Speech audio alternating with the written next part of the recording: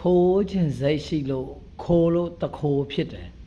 ဆိုင်ပိုင်ရှင်ကလည်းသူ့လှူတာမဟုတ်ဘူးလေတခိုးမိလို့သူ့ရဲ့ဒေါသလျောက်သူလုံမိတယ်အဲ့တော့သူ့မှာလည်း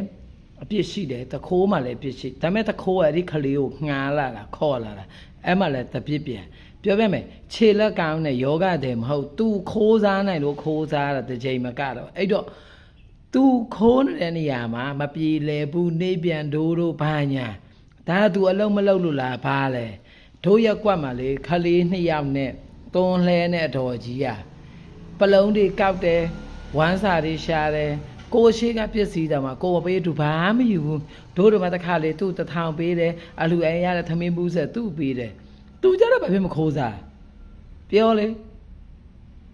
ဩမတို့တမစ္စမ်းမှာဟိုသွန်းလှဲနဲ့ဟိုဒုက္ခိတတယောက်တာမှာနေ့တိုင်းဖီချဲလေးနဲ့ဈေးသွားတယ်သူ့လိုက်ခံတယ်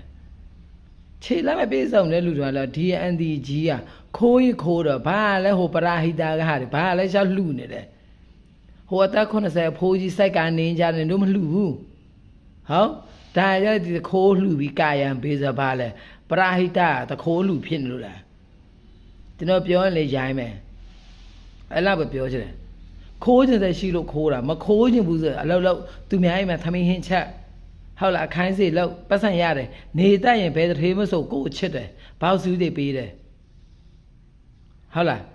ပြီးလို့ရှိရင်သွန်းလှဲလောက်ကလဘဲလောက်ဈေးရောင်းလင်ပန်းရွက်ဟိုအခုမှနည်းနည်းတခိုးကိုထောက်ပတ်တယ်ဆိုတာလေဒိုးနိုင်ငံမှာမမြင်ဘူးတဲ့နည်းနည်းမြလမ်းလွဲနေသလားလို့နောက်ဆိုတခိုးစင်ခလေးပဲခြီသွားရမှာခလေးကိုကြောပိုးသွားမယ်ဟုတ်လားဆိုင်ရှင်ကလည်းသူ့လှူတာမဟုတ်ဘူးတခိုးဖြစ်တဲ့သူ့ရဲ့ဒေါသထောင်ကနေဖြစ်သွားတယ်ဒါဝဆိုင်ရှင်ဝင်ဆဲလူကရှိသေးတခိုးတနာတဲ့လူကလည်းရှိသေးအဲ့တော့ဒီတခိုးတွေခိုးမှုလည်းမြောက်တယ်ခလေးကိုခေါ်ရမှုလည်းမြောက်တယ်တစ်ချိန်မဟုတ်ဘူးခိုးတဲ့အချိန်ကြီးဘယ်လောက်ရှိတယ်ရှိတဲ့လောက်ကမှုဆွဲချလိုက်အဲ့ဒီကာတဲ့ပရာဟိတတွေကနေစရာမလိုတခိုးလားတခိုးသွားမယ်သူမကောင်းလို့လောက်တယ်လေသူကခိုးခြင်းစိတ်မရှိတောင်းစားမယ်ခွက်တလုံးနဲ့မငတ်ဘူးမြမပြီးမှတောင်းစားတွေလက်ခံလဲစကား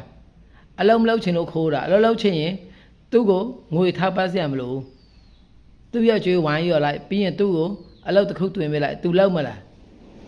အေးလောက်ချင်စိတ်ရှိရင်စကြတဲ့ပတ်စံရှိလို့ပြေးလေစင်ရဲမယ်ဒါမှမခိုးမြမပြီးမှတခိုးတတ်မပြေးလဲတဲ့ပုံကြီးဒါမှရင်စီးပြီးခံနေကြတာခိုးတာကြတော့ဒါလည်းလွန်ပါတယ်ခိုးလို့မိပဲဖြစ်လဲမပြေးလဲလို့